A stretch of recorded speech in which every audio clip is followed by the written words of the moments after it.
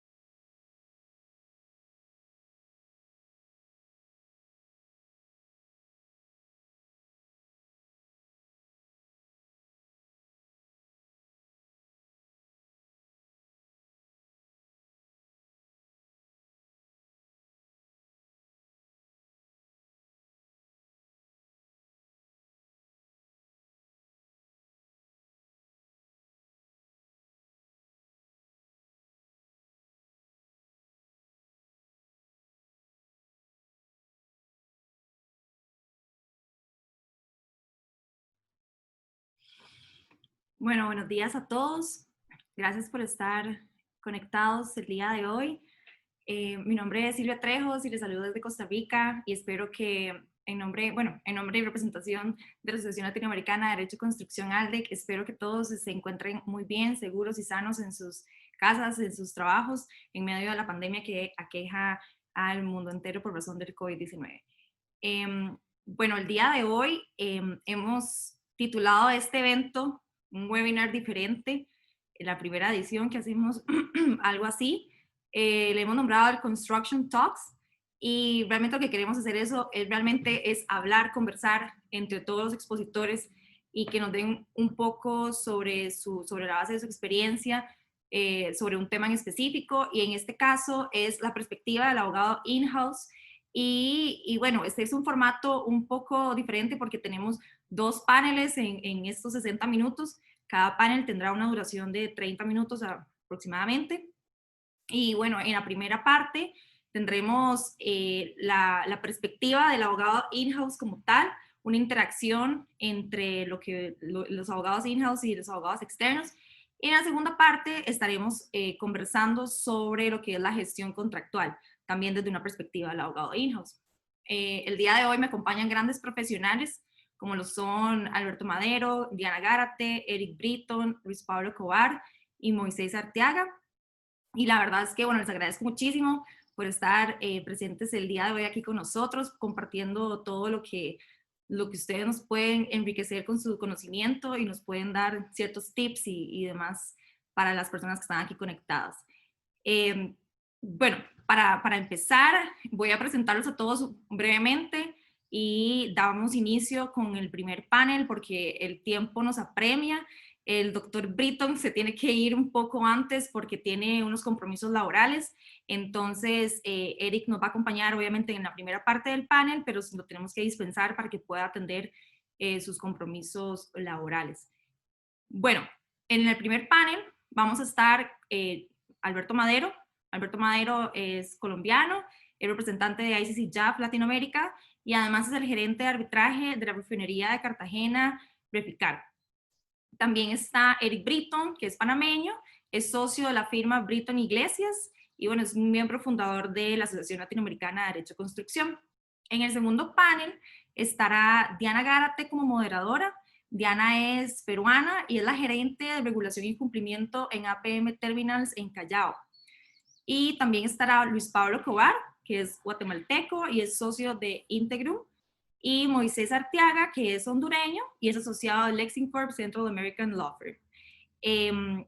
Entonces, para darles paso de una vez y ya como dicen, entrar en materia, le quiero dar la palabra a Alberto y a Eric, pero primero, antes de todo, les quiero hacer unas aclaraciones a los participantes. Primero, que pueden hacer las preguntas a la parte de la sección de preguntas y respuestas, porque el chat no está habilitado, entonces de esta manera las preguntas ustedes las pueden hacer ahí mismo y yo se las voy a canalizar a los expositores, en este caso a Alberto y a Eric. Las preguntas las vamos a responder inmediatamente termine la intervención de ellos o las vamos respondiendo sobre la marcha. Luego, esta sesión, bueno, está siendo grabada, entonces por lo que después se cargará a nuestro canal de YouTube, porque muchas personas siempre nos preguntan para poder repasar las exposiciones, entonces aproximadamente 48 horas después vamos a cargarla a nuestro canal de YouTube para que lo tengan presente. Y por último, tampoco es necesario que indiquen su nombre y participación en el chat, porque ya queda confirmada la asistencia conforme ya hayan ingresado a la sesión. Entonces, sin más, le voy a dar la palabra a Alberto, que nos va a conversar desde su experiencia, cómo sería o el rol que tiene un abogado in-house dentro de una empresa, desde lo que viene siendo la fase previa de un arbitraje o ya bien cuando se ve una disputa inminente que viene en camino. Entonces, bueno, Alberto, bienvenido. Muchísimas gracias por aceptar nuestra invitación y quiero que nos contes un poco sobre tu experiencia a todos estos temas tan interesantes. Bueno, Silvia, antes que nada, muchas gracias por la invitación. Gracias, Diana, Cristian y a la Asociación Latinoamericana de Derecho a la Construcción. Buenos días a todos los que nos acompañan remotamente. Espero estén bien en estos tiempos difíciles.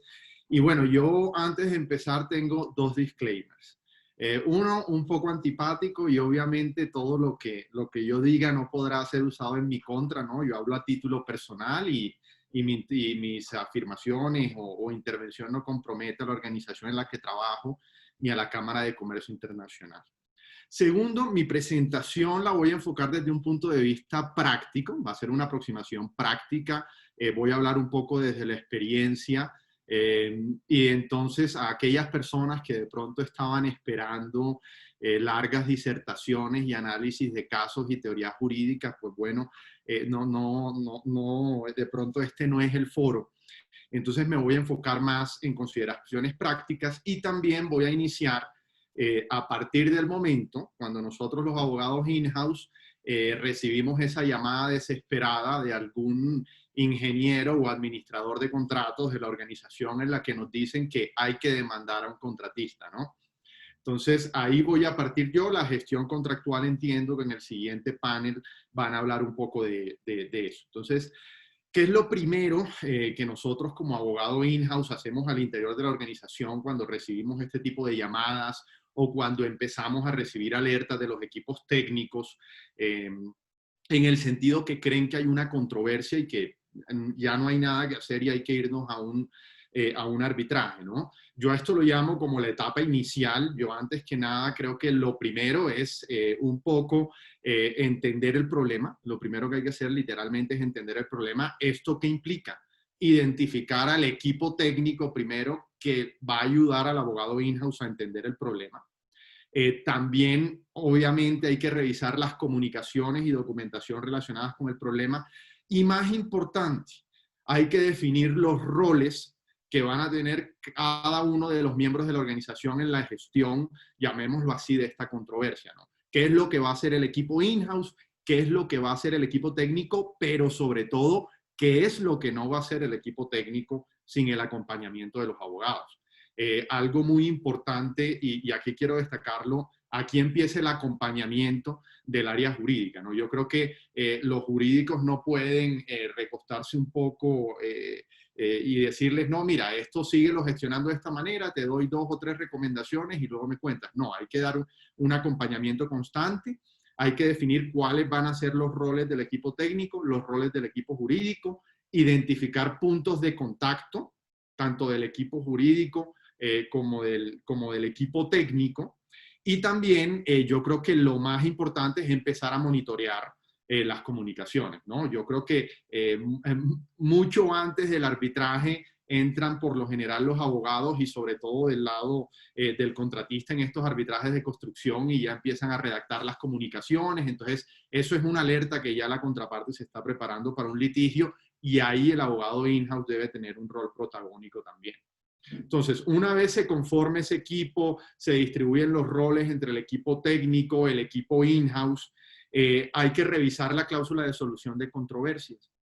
No, hay que mirar cuáles son las alternativas que tiene la organización, porque no siempre es arbitraje para solucionar una controversia. Hay que identificar cuáles son los requisitos formales que deben agotarse de manera inmediata. Por ejemplo, si hay tratativas o negociaciones previas que son, valga la redundancia, una condición previa para poder ir a arbitraje, si hay dispute boards, si hay notificaciones que hay que mandar anticipando la intención de una de las partes de presentar una demanda arbitral, hay que determinar el contenido de esas notificaciones y aquí por lo general casi siempre está Eric y bueno, tú complementarás o no sé qué opinas, pero mi experiencia ha sido que en estas etapas iniciales siempre está el in-house solo. Entonces, a veces el in-house es el que manda las notificaciones iniciales, el que tiene que determinar, bueno, cuánto tiempo antes de iniciar una demanda yo voy a tener que estar negociando. Hay cláusulas que hasta 75 días uno se demora negociando. Entonces, esto también es importante. Yo creo que también es importante tratar de identificar cualquier defecto que tenga la cláusula de solución de controversias. Porque si es una cláusula arbitral patológica, bueno, yo me puedo preparar mucho para el arbitraje, pero el mejor momento para solucionar esos problemas es incluso antes de iniciar una demanda arbitral.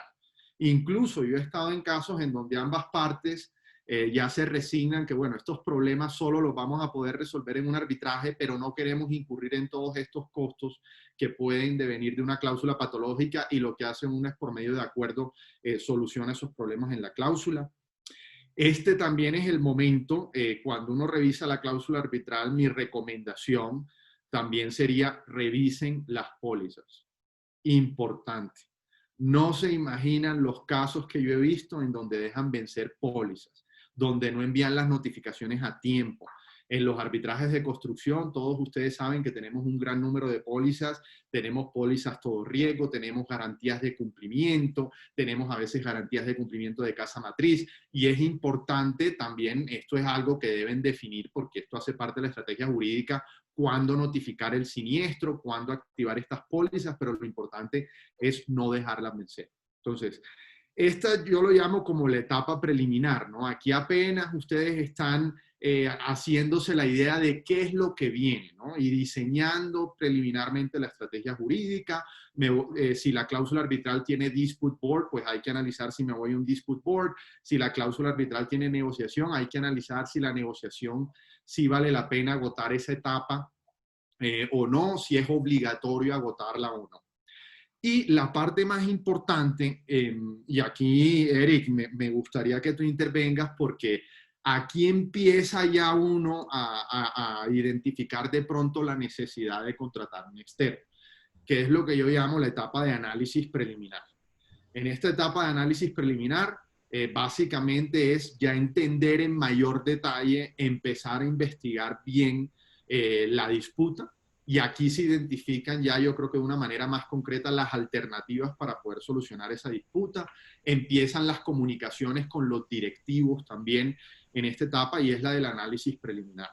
Entonces, la idea es, ya se debió haber identificado un personal clave.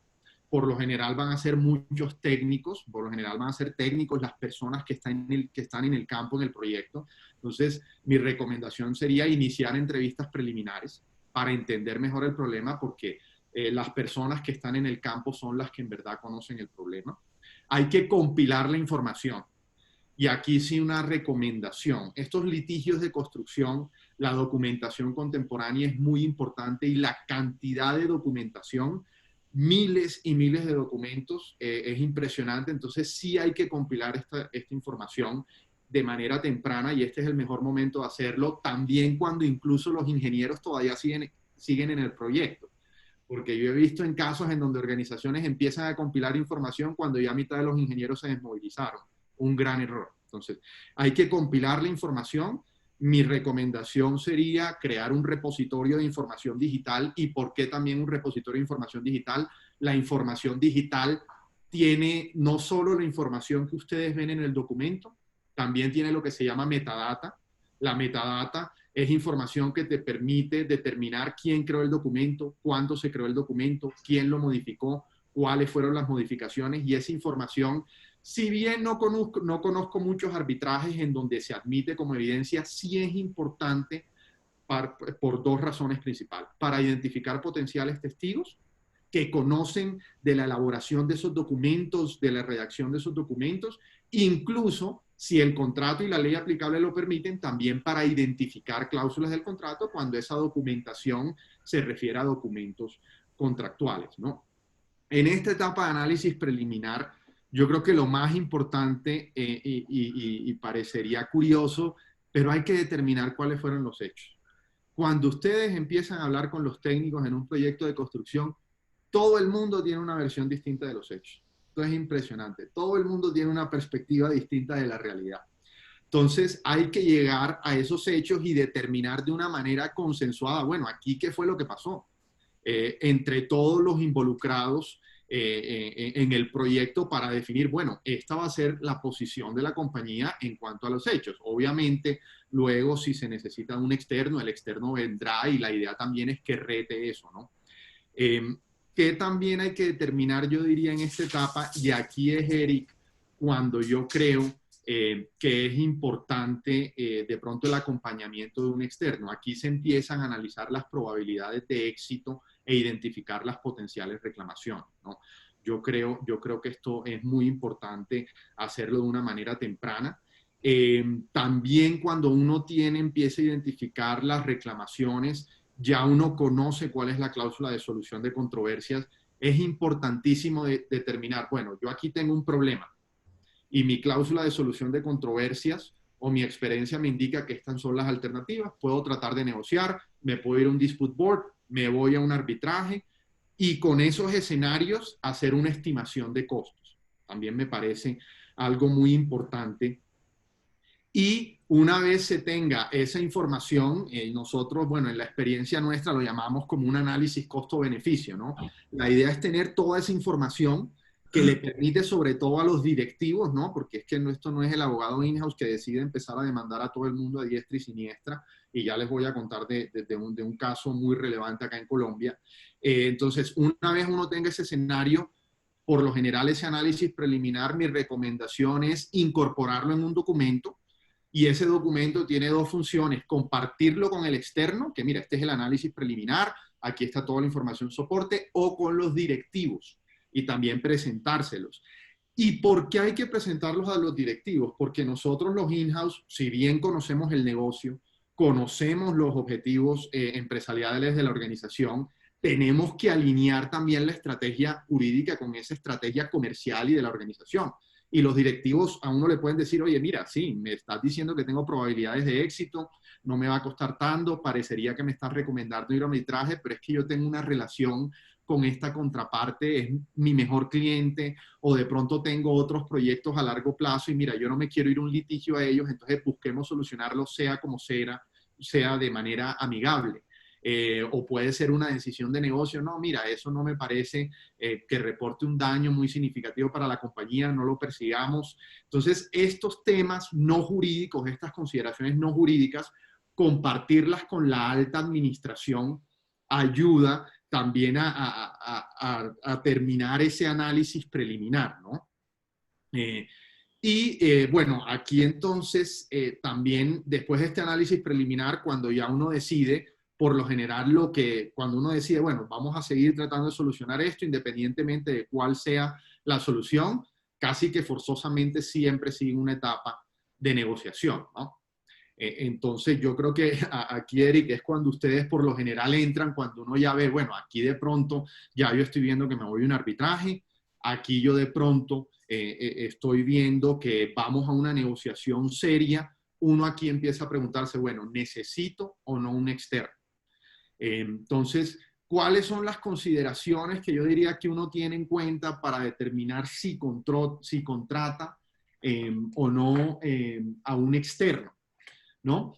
Primero, lo que uno se pregunta es, bueno, yo tengo la capacidad como abogado in-house, les digo, yo tengo la capacidad de llevar este litigio de manera interna o no, tengo la cantidad de personas que se requieren, tengo personas con conocimiento en arbitraje, estamos hablando del tema de arbitraje, ¿no? Eso es muy clave, puedo tener muy buenos abogados, pero no tienen conocimiento del arbitraje, y tengo conocimiento sobre todo en jurisdicciones con sistemas duales de arbitraje nacional y arbitraje internacional es muy importante, aquí en Colombia es muy importante. Mi personal tiene conocimiento en arbitraje internacional, y ahora les voy a explicar por qué eso es importante. También una consideración que se tiene en cuenta son los montos en disputa, ¿no? Entre mayores son los montos en disputa, pues, bueno, uno quisiera también tener un acompañamiento porque los riesgos son mayores y el margen de error es mucho menor. También, que es una consideración yo creo muy importante, sobre todo en países latinoamericanos y europeos, de pronto en los Estados Unidos no tanto, pero esto sí ténganlo en cuenta, a los in-house se lo digo porque les puede dar mucho dolor de cabeza. Miren si en su jurisdicción el secreto profesional cubre a los abogados in-house. Si no cubre a los abogados in-house, para ustedes proteger esa información y que luego no tengan que exhibirla en un arbitraje, mi recomendación es contraten un abogado externo. El otro tema también es la complejidad, ¿no? Si es una disputa bastante compleja, bueno, que tiene, no sé, por lo general todas las disputas de construcción son complejas, ¿no? Si tiene controversias relacionadas con la etapa de ingeniería, procura, comisionamiento, precomisionamiento, arranque, construcción, por lo general son disputas bastante complejas que uno sí a veces extraña el acompañamiento de un abogado externo y salvo en contadas ocasiones con equipos muy robustos y grandes, creería que esas complejidades sí dan para llevarlo a un externo. Y bueno, yo creería que esas son las consideraciones que por lo general, en mi opinión, usualmente tiene un in-house en cuenta, ¿no? ¿Qué es lo otro que también puede pasar? Que la alta dirección diga, no, mira, por la sensibilidad del tema, por temas reputacionales, por temas de diligencia, también es contratar a un externo. No sé, Eric, si tú quieras aportar ahí tu perspectiva, pero esas me parecen como las consideraciones Claro. y luego si quieren yo finalizo mi intervención con el rol del abogado in-house en las negociaciones. Sí, gracias. Gracias primero que nada igualmente a Aldex, Silvia, muy amable por la invitación y a todos los copanelistas. Alberto, has hecho una explicación muy interesante de lo que realmente es el rol del in-house. Desde la perspectiva del abogado externo, como tú bien sabes, cuando nosotros entramos en la película o los clientes nos llaman, nosotros podemos encontrarnos con varios tipos de in-house y varios tipos de clientes. Entonces, quiero quizás destacar un poquito esa situación porque no todas las empresas tienen equipos in-house sofisticados o completos y nos encontramos tanto con organismos privados, entes privados como entes públicos, en donde el conocimiento varía mucho y tenemos de nuevo clientes que tienen equipos que pueden incluso dedicarle el tiempo necesario para esto, al igual que tenemos clientes que no lo tienen. Entonces nosotros tenemos que, lo primero que hacemos es, inmediatamente entramos, es medir cuál es la capacidad real del cliente para ofrecernos la información que se va a requerir, cuán preparados están, cuánto han revisado, quiénes han revisado. No siempre los in-house han revisado la información y los externos simplemente llegan porque el dueño de la empresa o las altas gerencias o la directiva los contactó directamente entendiendo que ese era el camino adecuado. Dicho eso, quizá quisiera ahondar en por qué nosotros consideramos que es importante esto que estamos hablando. Es decir, ¿por qué es importante siquiera hablar de, bueno, y cuál es esa relación entre el in-house y los externos? Y yo creo que si tuviéramos que resumir por qué esto es importante, creo que esto es lo que determina en gran manera o debería determinar o podría determinar el futuro del caso. La dinámica que se genera entre el cliente, llámese in-house o algún directivo interno o la persona encargada, y los externos, la dinámica y el acompañamiento en el flujo de la información sin duda juega un rol determinante en lo que va a ser la presentación del caso. Un caso puede tranquilamente caerse porque no se le transmite adecuadamente toda la información a los abogados externos, y uno de los retos principales nuestros es obtener la mayor cantidad de información completa, sobre todo, entiéndase por completa, no únicamente la versión sesgada del cliente nuestro, sino la opinión y las reclamaciones que también son de la otra parte. Entonces, ese compromiso es uno de los elementos esenciales, el compromiso del cliente para con este nuevo arbitraje que se está dando. Entonces, por eso es que creo que es muy relevante el tema. Nosotros igualmente, tan pronto entramos en la película, uno de los primeros temas que vemos, sin duda alguna, es el tema de la cláusula arbitral. Porque, de nuevo, dependiendo de cuán sofisticado es el cliente, hemos tenido casos en donde el cliente te llama muerto de la rabia y te dice, acabo de hacer una reunión con esta gente, son los peores contratistas que he tenido en la vida, son los peores proveedores que he tenido, necesitamos que una demanda mañana. Y el desconocimiento llega al punto, algunas veces, en donde desconocen, valga la redundancia, cuál es el procedimiento que tiene que seguirse, y de pronto no han visto que en efecto tiene una negociación directa obligatoria, que tiene una mediación obligatoria o un dispute board. Entonces llegan y dicen, yo necesito una demanda mañana, desconociendo totalmente el procedimiento y todo lo que se necesita para preparar un caso de manera adecuada. De forma que nosotros tenemos que entrar en un proceso de acompañamiento al cliente, incluso para generar esa empatía con el in-house, que de pronto es su primer arbitraje en algunos casos, o si es Alberto, un in-house sofisticado, pues entonces simplemente verificar y hacer simplemente las verificaciones para confirmar. Uno de los temas que para nosotros es trascendental en la etapa inicial es esa expresión que debemos, esa comunicación que tenemos que hacerle al cliente, de que entienda que el rol del abogado externo es poner en absoluta duda toda la versión del cliente. Yo creo que es responsable, es una obligación de los externos poner en duda toda la información que el cliente le ha otorgado. No porque va a ser información falsa, sino que es muy común que las personas con las cuales se reúne inicialmente el abogado externo vengan con un sesgo muy marcado, porque quizá en los últimos 6 meses o el último año o los últimos 2 meses, la comunicación interna de la empresa ha sido muy uniforme en el sentido de achacar toda la responsabilidad o endilgarle toda la responsabilidad a la otra parte, hasta el punto en donde han olvidado, hasta cierto punto, que a lo largo de la vida del contrato han habido elementos que también pudiesen ser considerados como responsabilidad del cliente.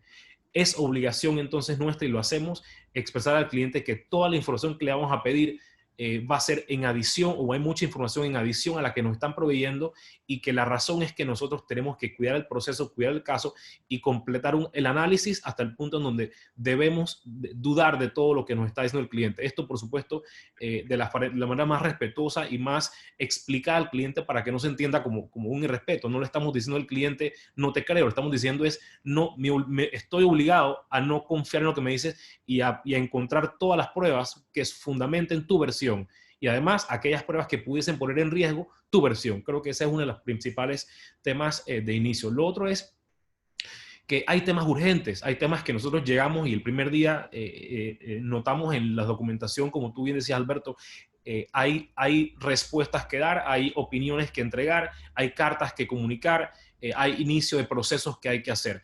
Entonces, nosotros lo primero que hacemos es identificamos si hay algún término que ya esté corriendo, algún plazo, alguna prescripción, alguna caducidad de notificaciones que hay que hacer para darle prelación a eso. Y lo segundo es, dependiendo del contexto, por ejemplo, hay casos en donde el cliente me dice, mira, nosotros acabamos de retirarnos de la obra.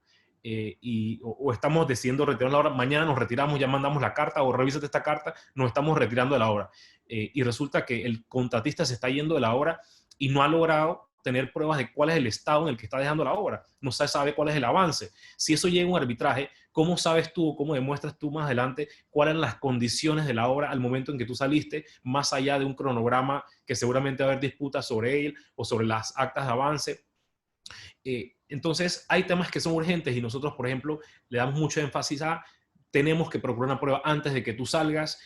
Vamos a hacer una diligencia de inspección con peritos y con un notario que diga lo que ha ocurrido el día de hoy, cómo está, cuál es el estatus, un informe a la fecha que sea contemporáneo, como bien mencionabas, para que esa prueba sirva el propósito que debe servir. Así que temas de preservación de la prueba son importantes. Otro tema que suele ser importante es la definición ab inicio de la necesidad o no de medidas cautelares. Aquí estamos asumiendo que estamos como demandantes, pero también pudiese ser que nos llamen, nos acaban de presentar una demanda arbitral y somos demandados. Y necesitamos analizar si se ha presentado algún tipo de medida cautelar, y esos temas suelen ser urgentes y corresponde un ritmo de trabajo mucho más dinámico y mucho más rápido, ¿no? Quiero hacer énfasis entonces en que hay una obligación tanto del in-house como del externo de generar muy prontamente una dinámica de trabajo muy empática y muy dinámica, debo decir, para que el flujo de la información sea lo más rápido posible y lo más diligente posible, porque no únicamente se necesita conocer todos los issues que están siendo discutidos, los temas principales de la disputa, sino además quiénes son en efecto las personas. Por ejemplo, el tema de testigos, que suele ser un tema que se necesita de manera avanzada en el proceso. No obstante, requerimos saber quiénes son las personas que van a conocer, porque y quizás lo menciono más adelante cuando hablemos de la etapa del proceso, pero uno de las principales herramientas probatorias en estos procesos suele ser los testigos técnicos, todos aquellos empleados o colaboradores de la empresa que son técnicos que participaron en la obra y que después, por haber sido los que vivieron y los que sufrieron todos el día a día del caso, son los que mejor van a poder expresarle al tribunal lo que ha ocurrido. Y quizá lo último en esta primera etapa de análisis que puedo mencionar es lo relacionado con la estrategia. Muchas veces el cliente llega y o tiene una estrategia o no la tiene, pero si la tiene, la comparte con nosotros y dice, mira, yo lo que quiero aquí es llegar a un acuerdo, yo no quiero ir a una pelea.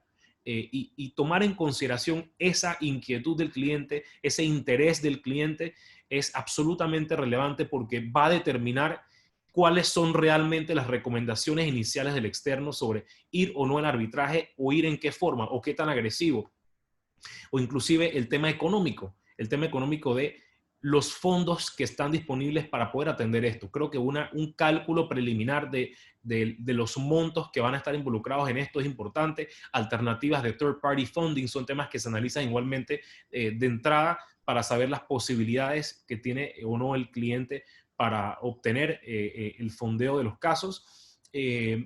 Analizar quiénes son las partes y temas de quiénes serán los futuros demandados en el proceso, y ver si todos son los firmantes en el caso. Y quizá un último punto para pasar al siguiente tema, que es, bueno, y si este proceso se lleva a cabo, ¿hay posibilidades de éxito o no? Medir las posibilidades de éxito y las posibilidades de cobro, sobre todo, quizá más que de éxito quise decir de cobro al final, es relevante. Si no hay garantías en el caso, por ejemplo, un desarrollador que constituyó un SPV simplemente para ese proyecto, que es muy usual en países como los nuestros, tenemos cómo nosotros conseguir ejecutar una sentencia, un laudo favorable al final del camino. ¿Qué debo hacer para preverlo? ¿Puedo incluir desde un principio a una parte no signataria al convenio arbitral? Creo que son elementos que también juegan un rol importante y en los cuales nosotros nos enfocamos en la etapa antes de presentar el proceso. Sí. No, adelante, Alberto.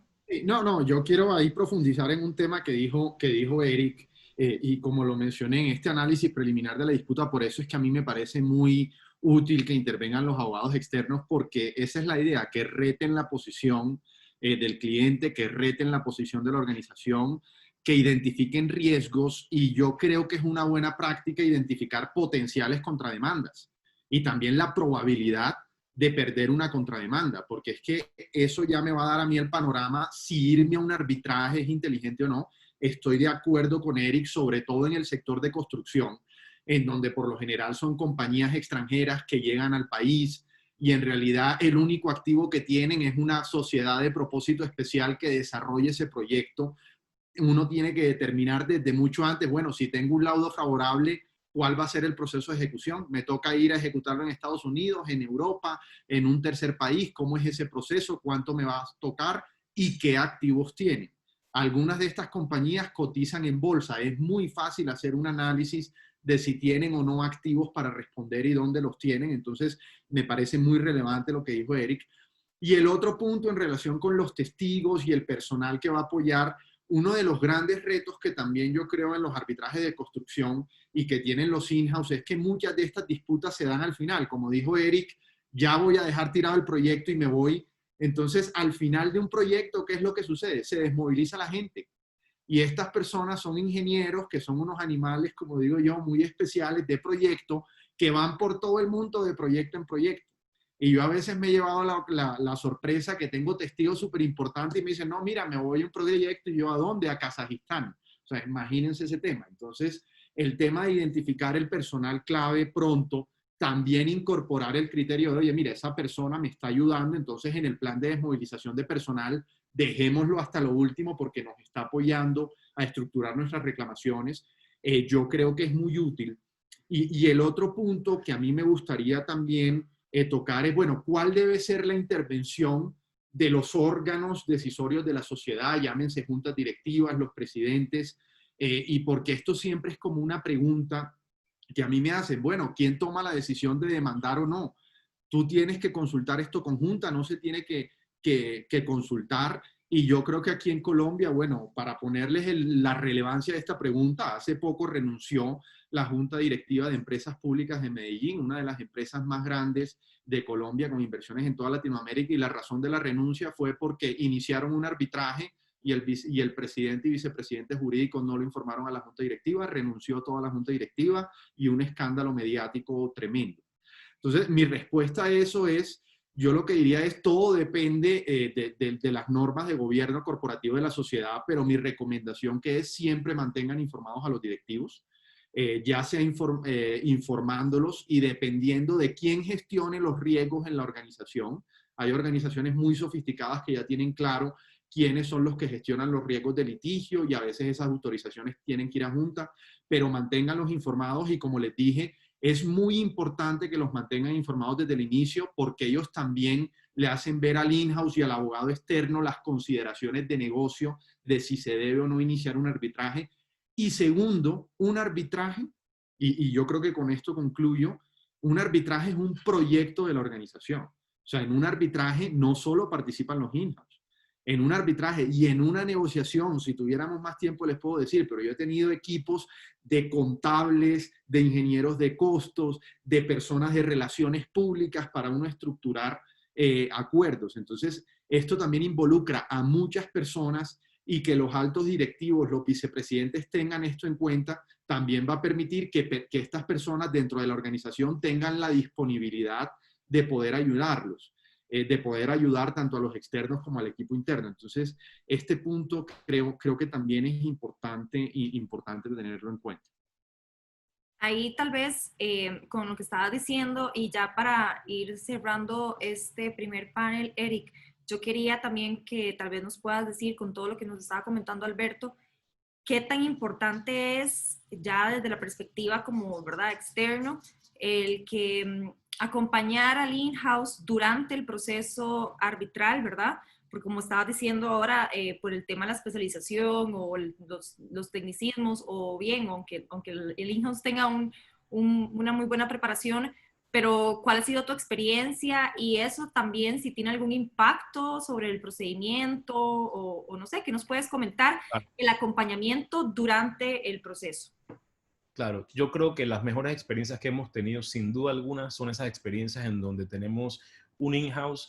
Yo no diría que tiene que ser experto en arbitraje, ni tiene que tener un equipo experto. Yo creo que la característica o la facultad principal es que sea un in-house o un cliente comprometido con la causa. Creo que el nivel de compromiso es lo que va a determinar, porque no importa si no conoce, al fin y al cabo, el rol nuestro es, aquello que no conoce el in-house o el dueño, es la guía.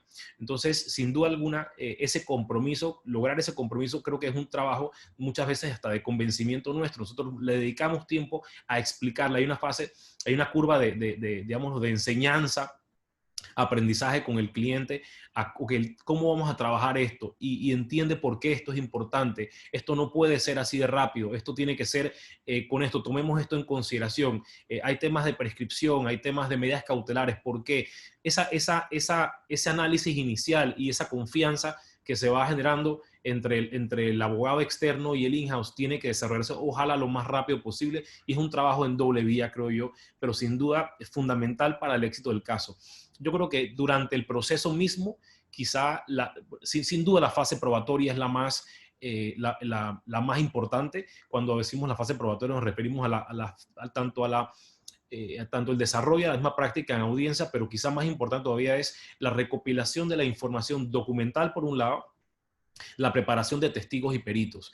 El acompañamiento es necesario. No hay manera de que el abogado externo pueda llevar a cabo un arbitraje sin el apoyo del in-house y sin el apoyo, cuando digo el in-house, es claro, el in-house ojalá el más sofisticado que haya, pero muchas veces la verdad es que en la práctica nos encontramos con simplemente el abogado de la empresa que ve temas laborales, por ejemplo, y que ahora le han pedido que se encargue porque es abogado de ver estos temas, o el abogado que ve temas corporativos y que no, pero al margen de eso, más que eso es de nuevo el compromiso y la capacidad que tenga de crear un equipo en el momento en que surja el arbitraje para que la información fluya, la información completa o lo más organizada posible. Y aquí quizá incluye un tema adicional que tiene que ver con los costos.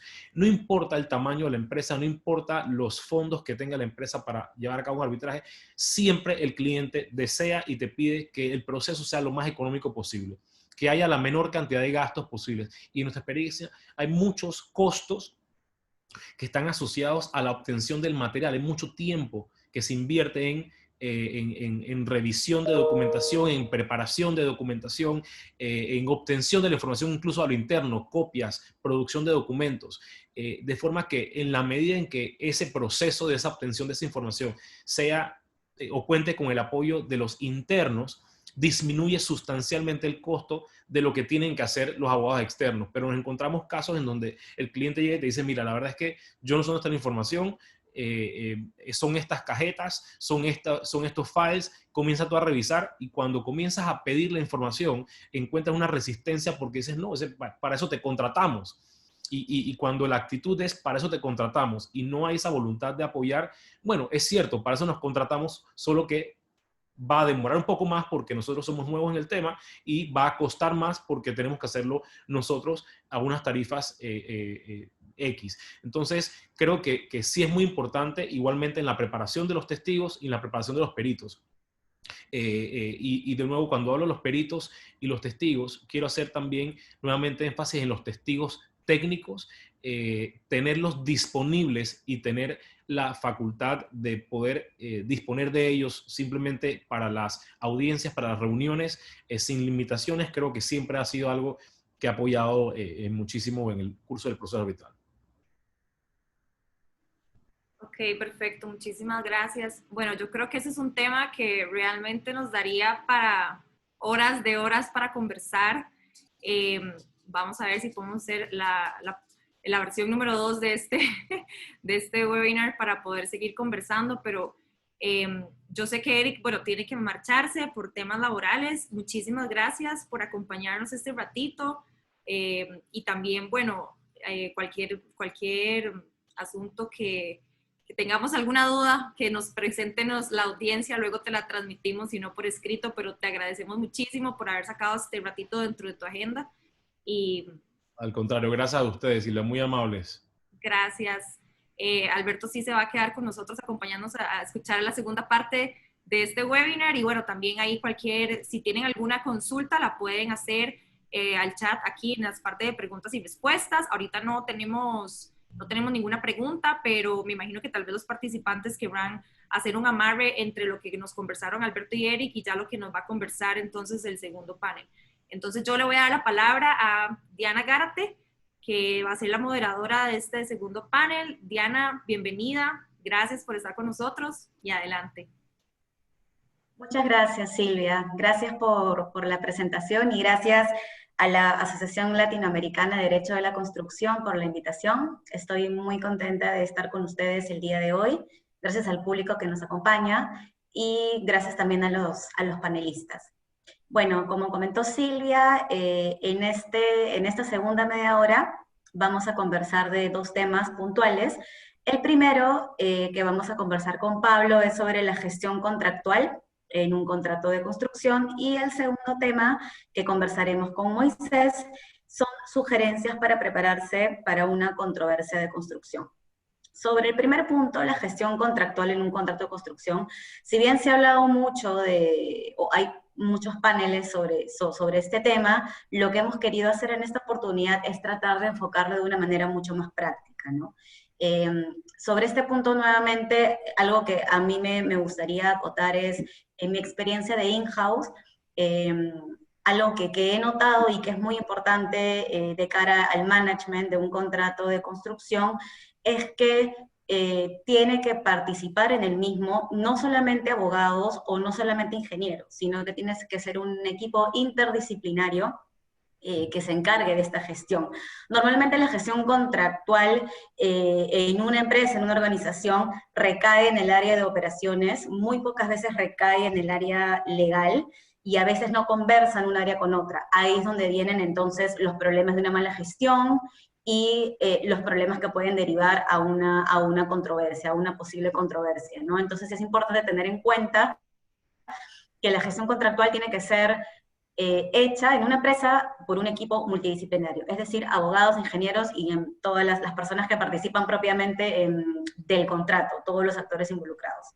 Dicho esto, le quiero dar paso a Pablo para que nos explique un poco cuál cree él que son los principios básicos para una buena gestión contractual, puntualmente en un contrato de construcción, ya que la gestión contractual es diferente de acuerdo al tipo de contrato, y también en su experiencia que nos comente cuáles son los riesgos más usuales que él ha visto en un proyecto de construcción y cómo es que la gestión contractual puede ayudar a mitigarlos. Y bueno, muchísimas gracias, Diana, muchas gracias a los amigos de ALDEC. Es un gran gusto, es un placer estar en este panel y estar en la compañía de estos grandes abogados y amigos también que se dedican al tema de derecho de la construcción. Pues son 2 preguntas muy interesantes. La gestión contractual, de hecho, arranca mucho antes de la redacción del contrato propiamente dicha y de su ejecución. Bueno, ya hay algunos principios muy básicos que deben seguirse para que haya el mayor éxito posible en la gestión de un contrato. Bueno, los objetivos de un contrato de construcción o de un proyecto de construcción obviamente son que el proyecto se termine, se ejecute dentro de los plazos previstos y dentro del presupuesto que se previó. Esto es un poco difícil de lograr en la práctica, pero si se siguen ciertas premisas importantes, pues los riesgos de que el proyecto termine mal o hayan sobrecostos o hayan demandas se reducen considerablemente. Bueno, en primer lugar, e independientemente de quién vaya a realizar la labor de administración o de gestión de un contrato, ya sea que lo haga el equipo in-house de una empresa o lo haga una empresa que fue contratada para realizar dicha función. Por ejemplo, conocer cómo funciona el ciclo de los proyectos. Esto es fundamental porque el ciclo comienza desde la etapa de análisis, desde el análisis del sitio, el análisis de los posibles efectos, desde la concepción del proyecto en sí, de la estrategia que se va a implementar. La elaboración de los documentos base del proyecto, y esto aplica también ya sea para proyectos en donde el propietario, el dueño va a ser el Estado, va a ser una empresa privada, si son proyectos de construcción de obras de infraestructura, de una casa, de un condominio, de un edificio, de una bodega o de facilidades para uso logístico. O sea, estos principios se aplican para todo tipo de proyecto y de contrato de construcción. Entonces, desde la elaboración de estos documentos, el análisis de las propuestas que se van recibiendo oportunamente, desde la etapa de gestación del proyecto se vaya desgranando el éxito que va a tener la gestión o la administración del proyecto y del contrato de construcción. Podría decirse que ya en la etapa de ejecución del contrato, las cartas de alguna manera están ya echadas sobre la mesa. Aquí ya es de ir monitoreando cómo se va ejecutando el contrato, tratar de anticiparse a posibles problemas que vayan surgiendo durante la ejecución y ofreciendo la flexibilidad del caso para que las soluciones sean lo más oportuno y precisas posible. Bueno, como otro punto importante es saber elegir el tipo de contrato que es más adecuado al proyecto. Hay contratos de design and build, contratos de diseño, construcción, operación y gestión de activos, contratos EPC. Pues depende del tipo de proyecto, hay que saber elegir el contrato que es más adecuado. Hay que elegir el traje que le ajuste mejor, el traje a la medida. Y en este tema pudiéramos detenernos a hablar un montón de tiempo porque hay muchísima información y entidades internacionales que se dedican precisamente a elaborar contratos tipo, como FIDIC, por ejemplo. Pero esto da para muchísimas horas de hablar. Pues luego, una vez que se ha elegido el tipo de contrato, el contrato más adecuado para el proyecto, es importante que las personas, los actores principales que van a tener interacción en su gestión, en su administración, se lo sepan de memoria. Que lo conozcan, sepan cómo funciona, cómo se debe interpretar, que conozcan las cláusulas, que sepan en qué aspectos tiene que haber flexibilidad de su parte, en dónde tienen que estar como más atentos porque se pueden dar algún tipo de problema. O sea, no solo el abogado o la persona que elaboró el contrato tiene la obligación de conocerlo. Y que si surge un problema, bueno, llamemos al despacho, llamemos al abogado, al especialista. Que si bien esto es lo obvio, pero lo recomendable es que el administrador, el in-house, se sepa el contrato de memoria, que lo sepa recitar como que es un poema. Esto es muy, muy, muy, muy importante. Otro principio es que las personas hoy en día puedan ser multitareas o tengan una formación multidisciplinaria. Por ejemplo, tener abogados que sepan de ingeniería, tener ingenieros que sepan de los aspectos legales de un proyecto. De esta manera se puede lograr armonizar el expertise y el conocimiento de estos profesionales. Y bueno, hay más que solo gestión de riesgos, porque cuando he tenido la oportunidad de asistir a eventos internacionales sobre contratos de construcción, se hace muchísimo énfasis en la gestión de riesgos. Y esto obviamente es importante, es uno de los aspectos principales, pero hay más que la gestión de los riesgos. Por ejemplo, el abogado in-house, si se va a encargar de realizar esta tarea con un equipo interno o lo va a hacer una empresa externa, tiene que tener un área de gestión general afinada como reloj suizo. Desde su parte financiera, su parte de recursos humanos, su parte de política, su parte de metodología, esto tiene que ser especializado. Su parte de producción propiamente dicha, si es una empresa especializada en gestión de proyectos, tiene que tener una metodología completamente actualizada para poder gestar proyectos. Y hoy en día hay mucha metodología, hay mucha información, hay mucha oportunidad de formarse para realizar esta tarea de forma profesional. Están las certificaciones PMI, PMI Book y una serie de softwares que se pueden utilizar, implementar la tecnología en la gestión. Yo creo que ahora esto es fundamental para que esta tarea se realice de la mejor manera. Tiene que haber una regulación, ya hablando del contrato propiamente dicho, una regulación de obligaciones y responsabilidades de forma adecuada. Hay una frase muy famosa que dice que el riesgo tiene que estar alocado en cabeza de la persona o entidad que tenga mayor capacidad para asumirlo. Esto es un principio muy básico. la optimización de la incertidumbre a través del manejo flexible de las fallas que se vayan presentando y ofrecer una compensación económica adecuada para las partes que se vean afectadas.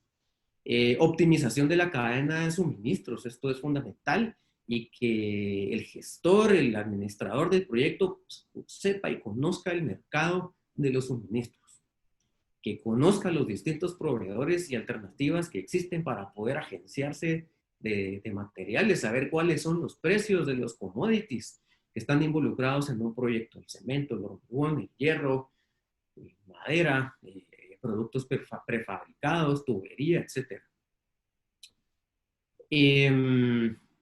Pues luego, también ahí se puede hablar mucho de este punto que voy a mencionar ahora, pero establecer mecanismos adecuados de solución de controversias. Nosotros acá en el área de construcción de la firma promovemos muchísimo la mediación, porque es un mecanismo mucho más expedito en algún tipo de construcción para resolver problemas. O sea, mediar directamente entre el desarrollador y stakeholders del Estado, perdón, entre los clientes, entre proveedores, pero también existen los dispute boards, y de esto se ha hablado mucho, y en este tipo en Aldex se sabe mucho, y los profesionales que forman parte tienen muchísima experiencia en dispute boards. Yo creo que aquí más que todo se trata de hacer una labor muy importante en evangelización sobre este tema, para que se implemente, porque la realidad es que únicamente en proyectos internacionales y que tienen interacción con organismos multilaterales como el BID, logran que se implementen los dispute boards o figuras más sofisticadas.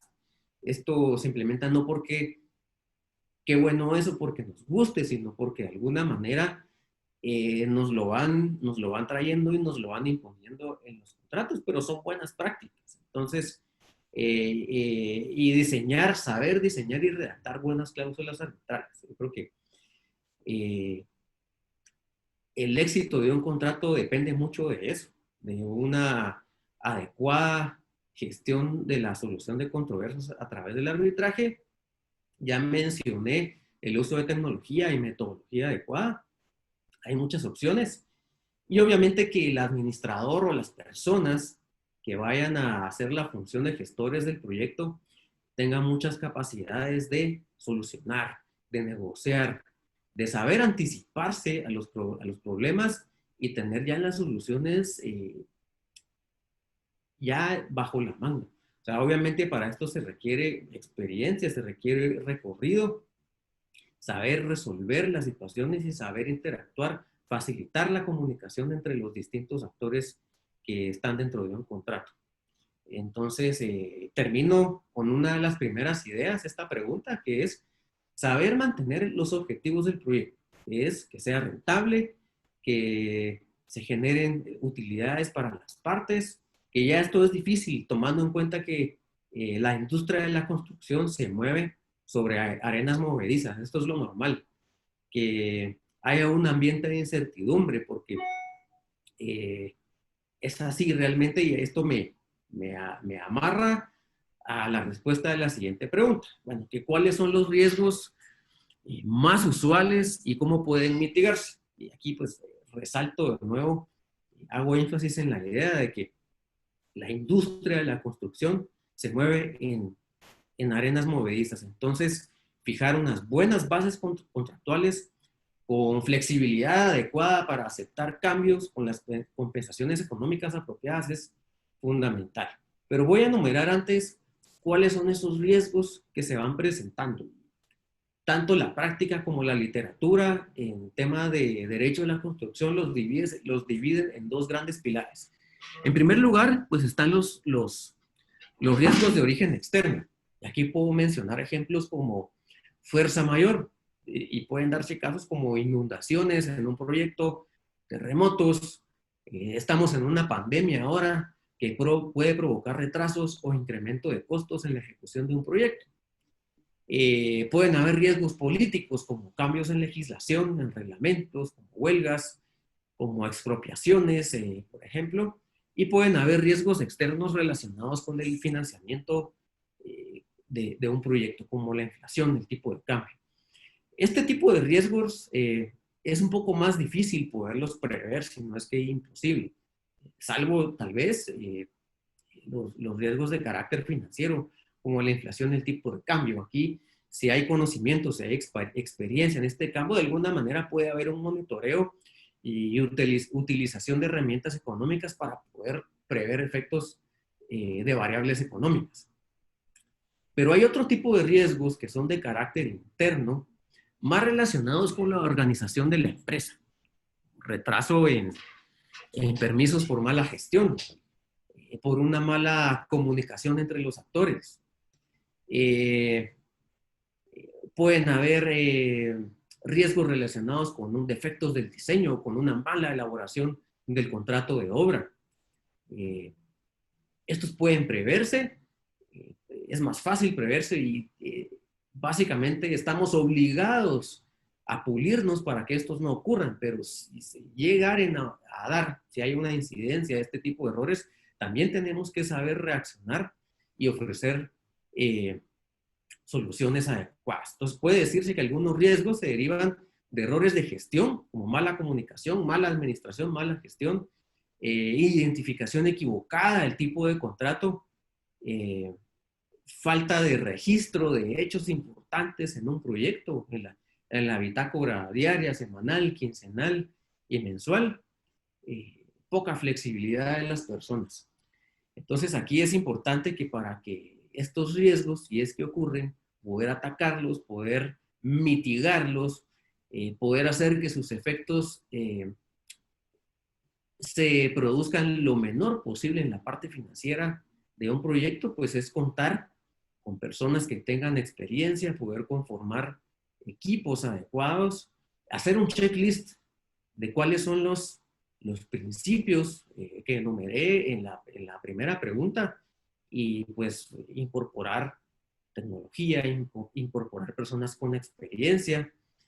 Y yo diría que si puedo en 2 ideas resumir cómo mitigar estos errores internos o externos, es con una buena comunicación entre las partes involucradas y tener una flexibilidad para saber cómo actuar en forma rápida y oportuna cuando se presentan los problemas. Entonces, bueno, si hay dudas, dejo ahí el micrófono y para mi compañero que viene a participar a continuación. Así que muchas gracias. Muchas gracias, Pablo, por tu intervención. De hecho, quiero rescatar un par de ideas muy importantes que has mencionado. Primero, sobre la gestión contractual, sí considero que es vital el poder apoyarnos en la tecnología para poder llevar a cabo esta gestión contractual.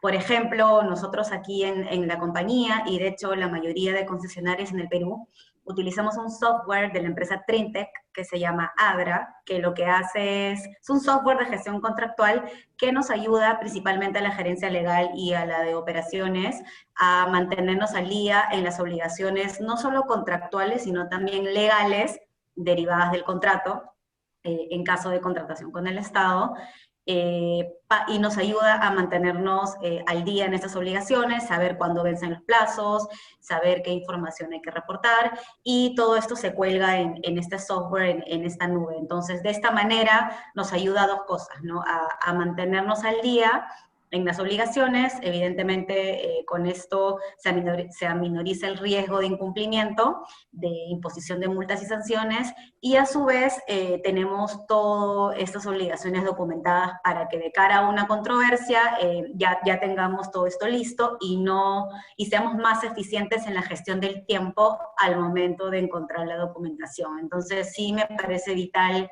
el apoyarnos en estas tecnologías, ¿no? Y el segundo punto que mencionas es sobre la gestión de riesgos, ¿no? Aquí sí me parece importante y se los quería comentar como una sugerencia que he podido rescatar ahora que trabajo en in-house, no lo había visto antes y me parece importante, es es verdad que no podemos tener mapeados todos los riesgos en un primer momento, ¿no? Si bien existen matrices de riesgos, existen guidelines del Banco Mundial, de muchas entidades, donde sí hay unos riesgos básicos que hay que tener en cuenta, muchos de los riesgos también vienen, o sea, los identificamos cuando ya sucede el problema. O sea, sucede el problema, ¿no?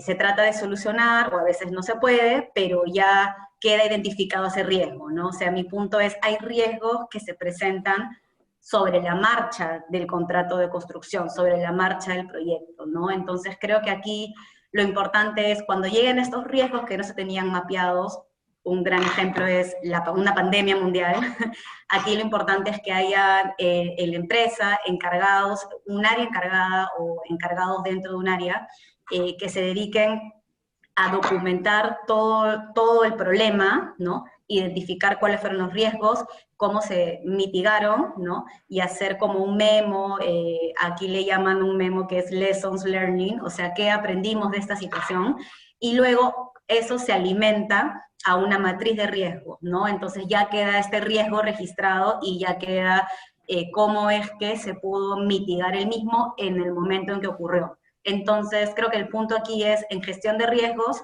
tener en consideración los que se van dando a la marcha, alimentar nuestra matriz de riesgos sobre la base de ello, y así tenerlo siempre mapeado, ¿no? Creo que era un punto que quería añadir a lo que indicó Pablo. Y Gracias. bueno, como el tiempo apremia, ahora le doy paso a Moisés, con el cual vamos a conversar sobre las sugerencias para prepararse para una posible controversia de construcción. Aquí la primera pregunta, Moisés, sería si nos puedes dar una breve definición de lo que significa, o en realidad de lo que abarca una controversia en el sector construcción, para luego pasar a ver cuáles serían las sugerencias que nos puedes dar para documentarnos de la mejor manera de cara a una posible controversia.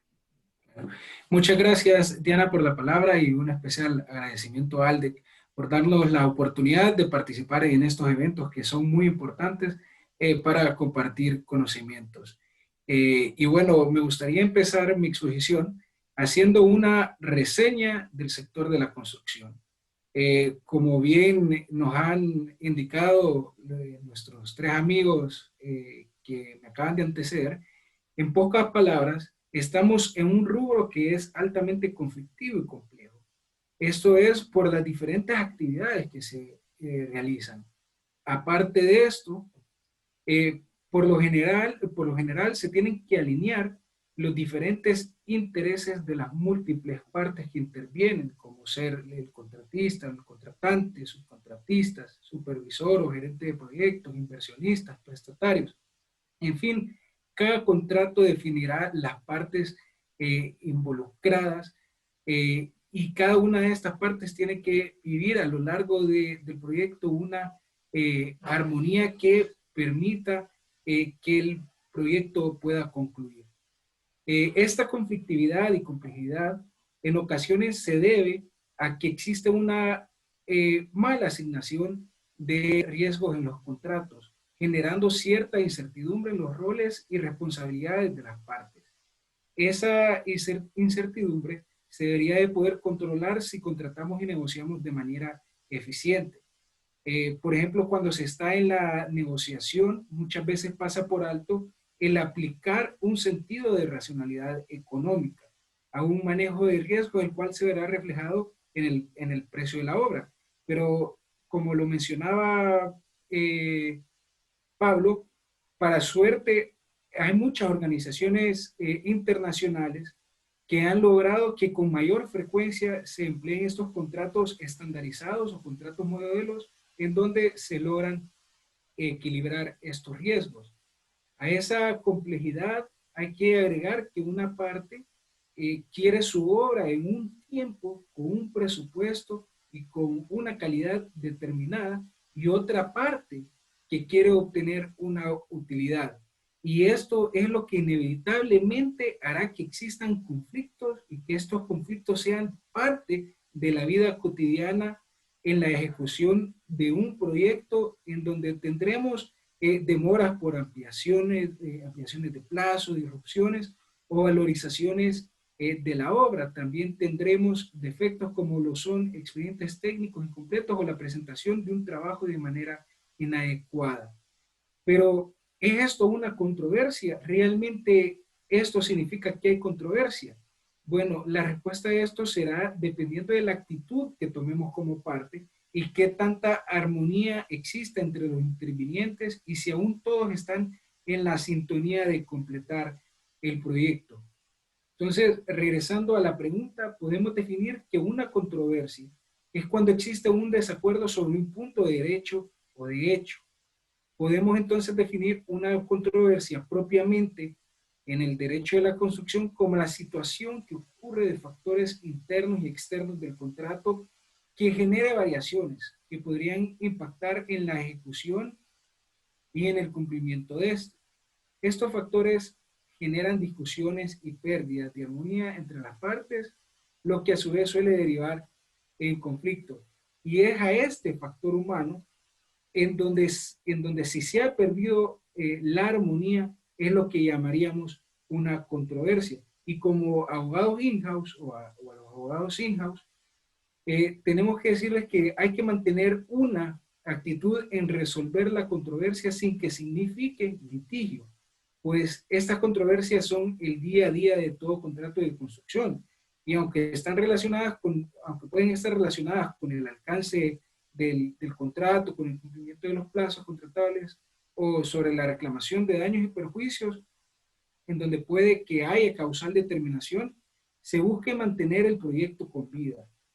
Lo importante debe ser que indistintamente el momento de la controversia, el abogado in-house actúe con prontitud para poner sus mejores oficios en cooperar a que se resuelva, ya que a mayor tiempo en la solución de la controversia, mayor costo.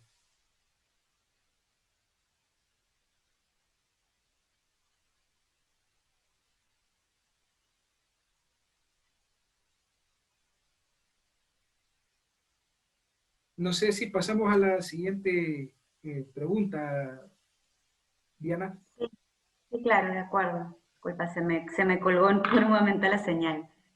Sí, a ver, lo que estábamos conversando era también qué sugerencias nos puedes dar para documentarnos mejor de cara a un arbitraje y no solamente en lo que respecta a documentos en sí, sino también qué otros medios probatorios tú consideras que serían relevantes presentar en una controversia de construcción. Ok, primero, ¿qué es documentarse, verdad? En pocas palabras, viene siendo la práctica de aquellas acciones que tomamos como buscar, valorar, seleccionar, clasificar y archivar documentos sobre ideas, hechos u opiniones con la finalidad de elaborar una información más completa y así poder probar un hecho, ¿verdad? Como primer sugerencia al abogado in-house es tener presente a mayor tiempo en la solución de la controversia, mayor costo. Es por ello la importancia de documentarse bien ante una posible controversia. Y como hemos escuchado en estos proyectos de la construcción, es una cantidad exagerada, un volumen muy grande de información que se da en los contratos.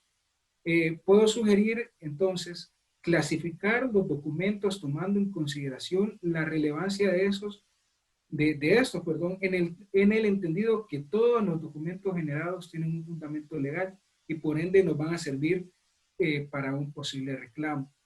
En mi experiencia y práctica he escuchado a las partes involucradas en reclamos afirmando que han documentado muy bien sus proyectos de construcción y que tienen una mejor posición con relación a la otra parte, ya que tienen guardados todos los documentos y nos brindan una copia de estos. Pero la realidad es que están lejos de estar bien documentados, pues no tienen una clasificación puntual de los documentos y a la hora de emitir una opinión legal o hacer las valoraciones del caso para hacer el debido acompañamiento en el reclamo, me encuentro que no hay una buena gestión de documentos, pues toca ir desenredando el asunto de una pila de documentos, correos, fotocopias, que no aportan en nada a la controversia. Documentos sin firmas, en ocasiones no se tienen los documentos originales de los contratos o los convenios modificatorios.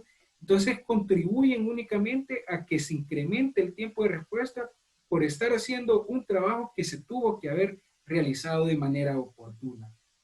Entonces, ¿cómo puedo lograr documentarme bien ante una controversia? Puntualmente, uno, tener una buena gestión documental, la cual debe de iniciar desde la licitación u oferta, contando siempre con una versión íntegra e idéntica de toda propuesta legal, técnica y económica. Podríamos mencionar que siempre hay que tener un documento firmado de todos los documentos, en especial los que deban firmar las partes debido al contrato, ¿verdad? Dos, y esto es muy importante, hacer el uso correcto de las comunicaciones en los contratos, ya que se deben notificar y manejar conforme lo establece el contrato. En los canales y medios oficiales, en donde prevalezca el principio de documentación escrita o electrónica, además de respaldarse del documento original con firma y sello original de recepción. Tres, tener un adecuado control de documentos, identificando los relevantes y si podrán usarse como prueba, con facilidad de acceso para que puedan ser solicitados por un tercero en cualquier momento. Por último, apoyarse en la bitácora de obra y fomentar el uso de una bitácora electrónica en donde las partes emitan su consentimiento a través de una firma electrónica, por ejemplo, ya que la mayoría de las legislaciones se están abriendo para que éstas tengan prueba y demostrar afirmaciones sin que puedan ser objetadas por la otra parte. Para lo anterior, entonces, debemos tener una actitud proactiva, buscando un mejor nivel de reacción al suscitarse una controversia. Y para lograrlo, el abogado in-house debe tener claro cuáles serán los documentos que podrán servir para demostrar los hechos ante una controversia y tener como buena práctica, independientemente de la parte que represente, una gestión documental de inicio a fin del proyecto. Finalmente, se debe de clasificar en base al valor probatorio del tipo de documento para tener en cuenta si será prueba plena o si podremos tener algún tipo de objeción por el documento, ¿verdad? Y es así que esto sin duda nos va a ahorrar costos, pues si nos vamos documentando todo el proyecto y surge una controversia, tendremos la claridad de hacer una matriz en donde ya tengamos previamente identificados los documentos que están relacionados a una controversia o saber a dónde ir a buscar. Y en cuanto a qué otros medios probatorios, además de los documentales, como ya muy bien lo han mencionado nuestros tres otros panelistas, la prueba documental debe ser la principal, pero tenemos que saberla acompañar. Y es ahí, como abogado in-house, que tenemos que ir siempre con ese pensamiento de avanzada y saber ante quién voy a resolver primero mi controversia para evaluar si existirá la necesidad de hacerme acompañar con otro medio probatorio. Es decir, el abogado in-house, como primer punto, debe saber ante quiénes se van a resolver las controversias. Con esto en mente, y tenemos que recabar y tener la prueba acorde y conveniente a cada controversia, ya que esto significará un impacto en cuanto a los costos y tiempos en la resolución de las controversias. Partiendo de lo anterior y siendo consecuente en lo que hemos venido conversando en cuanto a los costos y los tiempos, por ejemplo, si estamos ante un dispute board, tendremos que entregar toda la información que se nos requiera con relación a la controversia y por lo general proporcionar acceso al lugar de las obras e instalaciones a consideración de quién está encargado de la controversia. Entonces, lo lógico como abogados in-house debería ser darle la mayor relevancia a revisar si tenemos la prueba documental y poder hacer uso de esas inspecciones in situ o inspecciones oculares para hacer valer un hecho. Recordemos que este tipo de mecanismos están diseñados para que las partes arreglen sus diferencias con posiciones técnicas más técnicas que jurídicas, en donde el papel del abogado siempre debe ser más que todo un acompañamiento. Pero ¿qué pasa si ya estamos en un proceso arbitral? Bueno, aquí como abogados in-house tendríamos que plantearnos cuáles pruebas serán suficientemente pertinentes para lograr probar un hecho en donde se espera que como abogados presentemos como buena práctica y un alto nivel pruebas suficientes por distintos medios probatorios como documentos o bien peritos y se pongan además a disposición del tribunal el material legalmente pertinente. Asimismo, se puede solicitar al tribunal que se lleve a cabo una visita al sitio respecto de cualquier lugar relacionado con la diferencia. Sin entrar en detalles, algunos arbitrajes internacionales usarán con frecuencia las reglas de la International Bar Association al momento de considerar la admisibilidad de las pruebas y otras cuestiones en materia probatoria. Sin embargo, deben recordar que el tribunal es quien goza de esa discrecionalidad para considerar la relevancia, importancia y credibilidad de las pruebas. En cuanto a si estamos o si nos miramos involucrados en la jurisdicción ordinaria, el pensamiento debe ser: ¿con cuál medio de prueba me haré valer para esta controversia en específico y que logre la prontitud deseada? En el ámbito civil, en principio se establece que todos los medios de prueba pueden ser ofrecidos. Sin embargo, la actividad probatoria tiene como finalidad la verificación de hechos que hacen las partes en el proceso, siendo lo importante el resultado y el medio para llegar a él. Para ello, aunque nos podamos hacer valer de todos los medios de prueba, incluso cualquier otro medio no previsto en donde se consiga la certeza sobre hechos relevantes, es necesario limitarnos a que el propuesto logre lo que queremos probar. Para ello, el abogado in-house, ya sea que estemos a cargo del litigio o que se lo vayamos a dar a los abogados externos, debemos plantearnos cuál es el medio probatorio idóneo conforme a la postura proactiva en reducir costos y tiempos. Entonces, independientemente del proceso, siempre que estemos armando nuestros casos, debemos preguntarnos todo lo que se nos pueda ocurrir en cuanto a las pruebas. ¿Qué lograré, por ejemplo, si hay necesidad de la comparecencia de testigos? ¿Qué lograré probar con estos testigos? ¿Puedo contar con estos testigos? ¿Tendré fácil acceso a estos testigos? ¿Tengo un documento que sea prueba plena en vez de utilizar ese testigo? ¿Es ese testimonio un punto clave del litigio? ¿O por el contrario, mejor me hago valer de un testigo experto, dictamen pericial, de peritos, o propondré visitas al sitio o las inspecciones oculares? ¿O será necesario un interrogatorio de partes, un interrogatorio cruzado? ¿Qué lograré con esto?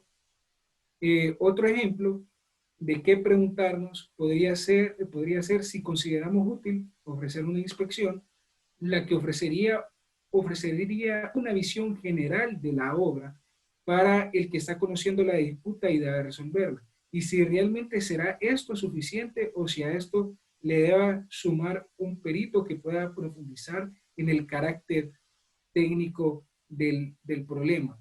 Es decir, ya para finalizar, que en la línea del pensamiento proactivo de tiempo y costos, en donde a mayor tiempo en la solución de la controversia, mayor costo, debemos tomar la actitud en hacernos valer con la prueba que se requiere, utilizando las mejores prácticas de las pruebas, evitando saturar el proceso de pruebas que nunca ayudarían con resolver esta controversia. Muchas gracias, Moisés. Muchas gracias. ¿Me escuchan? Perdón. Sí, sí. Ah, ya, por un momento se me fue el audio. Muchas gracias por las sugerencias que nos has indicado. Aquí también para complementar, me parece también importante tener en cuenta a los expertos de daños, ¿no? Al quantum, porque sí pasa mucho que que nos enfocamos mucho en los peritos técnicos, ¿no? O en inspecciones oculares, pero sí es muy importante también trabajar con los peritos expertos en daños, toda vez que, perdón, no hay nada, toda vez que al final del día la controversia puede basarse más que nada en el tema del quantum, ¿no? Y bueno, aquí Silvia, creo que hay algunas preguntas del público. Hola, sí. Bueno, creo que hay varias preguntas, entonces creo que todavía está Alberto con nosotros también. Muchas gracias a Moisés y a Pablo y bueno, y a Alberto por esperarnos y quedarse acá. Voy a hacer las preguntas y tal vez, bueno, no están puntualmente enfocadas a una persona en específico, pero me parece que la pueden contestar cualquiera y además pueden complementar con lo que ustedes consideren. Bueno, aquí tenemos una específica para Luis Pablo que dice, si pudiera referir los 3 consejos prácticos más importantes para la gestión de riesgos, ¿cuáles serían? Bueno, así como respuesta rápida y puntual, la primera sería tener capacidad para hacer que la comunicación sea fluida entre las partes involucradas. Esa es fundamental. Luego, que el contrato tenga la flexibilidad necesaria para saber cómo actuar cuando se vayan presentando ciertas fallas o problemas que vayan a incidir en una extensión del plazo contractual o en modificaciones del diseño y del alcance de la obra. Flexibilidad, comunicación y tecnología. Quizá para mí esas serían las 3 ideas principales. Perfecto. Bueno, y no mencioné el tema de BIM, no mencioné BIM, pero ahorita es algo que está súper de moda y que o sea, no me voy a detener mucho a hablar de BIM, pero creo que ya la mayoría sabe de lo que estoy hablando y es un ejemplo de la tecnología que se puede implementar. Claro, es una muy buena herramienta de gestión contractual y electrónica que está en tendencia. De hecho, Diana, nos están preguntando también para vos que si nos puedes comentar un poco sobre el software que utilizan ustedes en APM sobre gestión de proyectos. No sé si... Sí. Bueno, es un software que se utiliza, que en realidad utilizan muchos concesionarios. Se llama ADRA y es de la empresa Trintec y no es como BIM, sino es más que nada un software que te ayuda a tener mapeadas todas las obligaciones, tanto contractuales como legales, del contrato y del proyecto en sí, asigna responsables a cada una de las tareas. No solamente es legal, sino es un software que tiene toda la compañía, entonces hay tareas asignadas al área de operaciones, al área de finanzas, al área legal, y siempre tienes una persona responsable y un approver al final del día. Entonces siempre vas a tener un double check de cada una de esas obligaciones. Y lo bueno también es que está linkeado a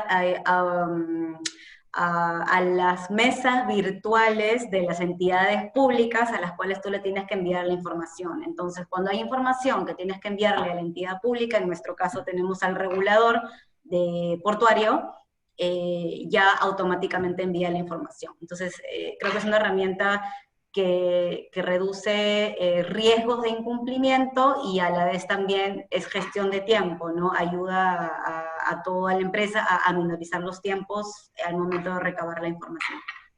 Y tal vez, Alberto, en tu caso, en la refinería, ¿ustedes utilizan algún software de gestión de documentos o algo similar a lo que estaba comentando Diana? Sí, nosotros utilizamos un software, bueno, es de desarrollo propio y es muy parecido a lo que comenta Diana, pero de pronto un poco en cuanto a estos software también hay que tener en cuenta que yo creo que el propio contrato, un mecanismo para reducir los riesgos también puede venir desde la propia redacción del contrato. Por ejemplo, hay contratos, sobre todo en proyectos grandes de infraestructura, que piden, por ejemplo, el uso de software especial como Smart Plan, que integra los PDTs también con todo el tema de compras y también está la obligación del contratista que esta plataforma sea compatible con la plataforma del propietario. Entonces, yo creo que este tema del software que se va a utilizar no es solo a nivel de compañía, yo creo que se debe definir a nivel de proyecto y eso ha mostrado que es un poco más efectivo porque de pronto a veces imponer un software propio a contratistas de pronto no funciona y de pronto de las características del proyecto es mejor algún otro software que esté en el mercado y simplemente garantizar compatibilidad. También se podrían dar cuenta que a veces cuando la compañía usa su software y el contratista otro, la información de ingeniería la entregan en un formato, llega al propietario y no hay cómo revisarla porque son software distintos. Entonces yo creo que incluso si se van a utilizar software, mi recomendación sería definirlo desde el contrato como uno de los mecanismos también para mitigar riesgos, ¿no? Y bueno, hay muchos más, pero ese tema en cuanto al uso de los software creo que es importante. Ok, perfecto. Tenemos una pregunta de don Marcolino López que dice, bueno, en general para los panelistas. Entonces nos está preguntando, ¿quién redacta el contrato? ¿Un externo o un in-house? Me imagino que debe ser o la cláusula arbitral, o no sé, pero no sé cuál de ustedes se quiere referir, si Alberto. Bueno, sí, en el tema del contrato yo creo que eso es una buena pregunta porque creo que por default mucha gente cree que, bueno, como es un contrato de construcción, algo especializado, debe redactarlo exclusivamente el externo, pero hay que entender que el contrato fija la hoja de ruta e incluso asigna responsables. Entonces, si ustedes solo tienen el externo y les redacta un contrato modelo FIDIC, un contrato modelo que tienen unos roles funcionales dentro de la organización. O sea, ese contrato le requiere, por ejemplo, al propietario cumplir ciertas funciones, hacer ciertos seguimientos, y si la organización no conoce de eso, al momento que se está redactando, puede que al final firmemos un contrato y cuando llega a la organización no hay quien lo administre, no hay quien cumpla esas funciones y claramente se van a incumplir. Entonces, yo creo que en la redacción debe participar no solo el abogado in-house, pero asegurarse que todas esas funciones que quedan a cargo de la parte que él representa se tengan los funcionarios y cuando no se tengan, se alerte eso en la redacción del contrato y de pronto se diga, no, mira, este contrato es muy pesado, yo no tengo esa estructura, me significa muchos costos e incluso en algunas ocasiones en proyectos muy grandes, los contratos a veces son tan complicados que se tienen que contratar consultores externos porque no se cuenta con la experiencia in-house o con el personal in-house, ¿no? Para administrar un contrato tan complicado. Entonces, mi recomendación es, si es muy complicado, se puede contratar la asesoría de un externo, pero el contrato debe involucrar a los in-house y sobre todo al equipo técnico, que es el que lo va a administrar, porque los contratos no se hacen para el abogado in-house. Los contratos se hacen para los ingenieros, para los que van a estar en el proyecto, para los directores de proyecto y por lo general no son abogados. Entonces, eso también es importante porque el lenguaje a veces es importante. A veces los contratos son muy complicados y no lo entiende el personal de campo y ahí surgen muchos problemas. Ok, perfecto, gracias. También tenemos una pregunta que nos dice que si consideran, no sé, si es mejor tener en obra un ingeniero administrador de contratos con algún conocimiento legal que dependa del área jurídica o un abogado con algún conocimiento de temas de ingeniería y construcción, y qué opina. No sé por qué Alberto se está viendo si quiere contestar esa pregunta o... No, si quieren, me gustaría oír a los otros participantes, pero no me sé parece relevante esa pregunta. Y si quieres, luego digo qué opino. Ok, entonces le doy la palabra a cualquiera que quiera iniciar la discusión. Bueno, yo creo que para los aspectos de estar en obra propiamente dicho, de ir a ponerse las botas y el casco, desde mi particular punto de vista sería más apropiado un ingeniero con conocimiento legal. Y quizá un poco más desde afuera y acompañando esa labor del ingeniero que va a ponerse las botas, veo al abogado con conocimiento de ingeniería, aunque nosotros en la firma también nos ponemos las botas en muchos temas, ¿va? Entonces, pues es como un mix, pero si es como para ver temas muy técnicos de construcción de la obra, me inclino por el ingeniero. Ok. No sé si alguno quiere si alguno quiere complementar. Sí, ahí yo solo para complementar, o sea, creo que en realidad es propiamente la administración contractual no necesariamente debe recaer en una sola persona, ¿no? O sea, si bien sí hay un administrador del contrato en proyectos de construcción grandes o en proyectos en general de APPs, en realidad es un equipo, ¿no? Hasta un PMO, ¿no? Es un equipo quien lleva la gestión contractual, y en el equipo sí, de todas maneras, tiene que haber técnicos y abogados, creo yo, a la vez, ¿no? Eso es lo que creo que funciona. Evidentemente, el mundo ideal sería que una sola persona sea abogado e ingeniero. Yo creo que solo conozco hasta ahora 2 personas que tienen este rol en general en Latinoamérica. O sea, ambas carreras, y ya es un crack, pero claro, no es lo usual, ¿no? Pero sí creo que cuando hablamos de administración contractual, no pensemos en un administrador de contratos, sino pensemos en un equipo, ¿no? Liderado por una persona. Y en este equipo sí creo yo que tiene que ser de todas maneras multidisciplinario, ¿no? Bueno, yo si quieren puedo complementar ahí. Bueno, me imagino que la pregunta va un poco también enfocada desde el punto de vista del propietario.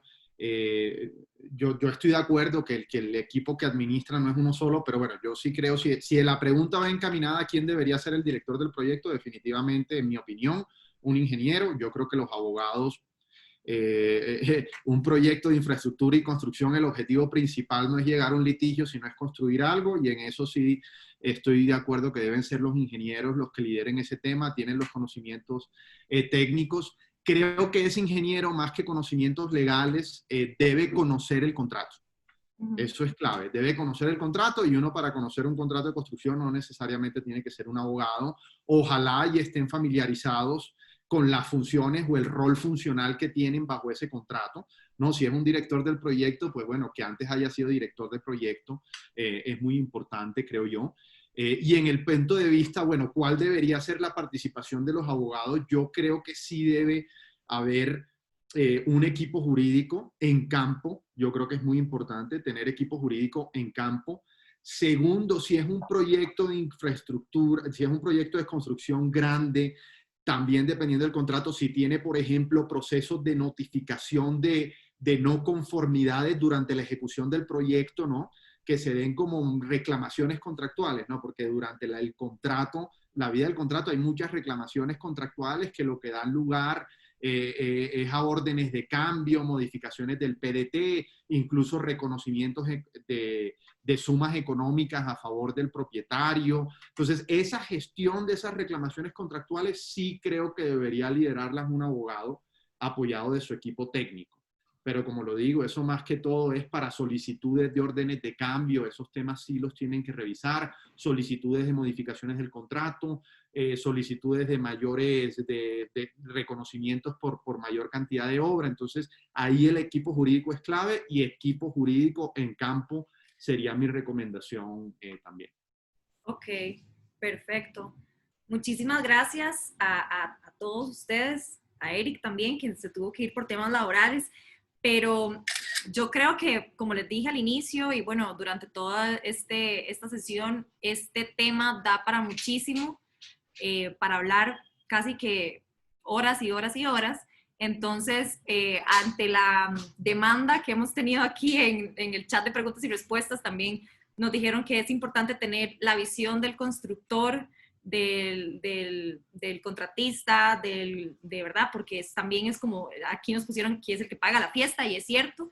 Entonces, al final, es importante también que después desarrollemos un webinar e invitemos a las constructoras y a esas personas que son los que están detrás o bueno, armando el equipo multidisciplinario del que estábamos hablando. Entonces, yo creo que con esto nos vamos a despedir. En realidad nos quedaron pocas preguntas pendientes. En todo caso, yo voy a tratar de canalizárselas a los expositores para que si la pueden responder por escrito, y las pondremos a sus correos electrónicos.